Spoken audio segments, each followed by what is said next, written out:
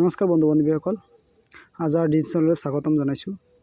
BSFৰ পৰা 254টা হেড কনষ্টেবলৰ পদ মুকলি কৰি দিছে।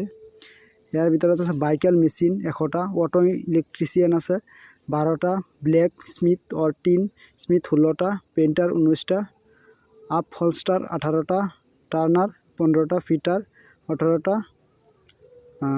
বেলকনাইজ और ऑपरेटर टायर रिपेयर पेलेंट 19टा, कार्पेंटर 6टा, स्टोर कीपर 20टा, वेल्डार 11टा।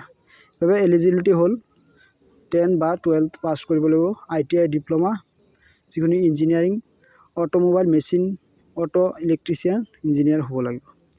এজটো আছে ম্যাক্সিমাম 52 বছৰ আৰু এজ লিমিটটো 2023 লৈকে দিছে। 2023 আগত হ'ব লাগিব। তো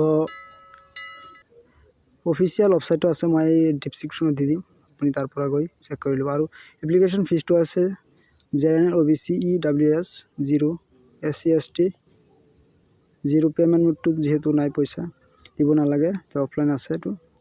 আৰু 4 নম্বৰ অফলাইন এপ্লিকেশ্যন ষ্টাৰ্ট হ'ব 4 নৱেম্বৰৰ পৰা ষ্টাৰ্ট হৈছে আৰু 4 জানুৱাৰীলৈকে লাষ্ট ডেটটো আছে 4 জানুৱাৰীলৈকে।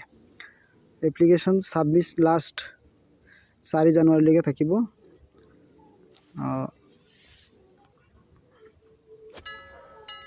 আৰু সিলেকশ্যন প্ৰচেছটো হ'ব ৰাইটেন টেষ্ট আৰু স্কিল টেষ্টৰ ওপৰত।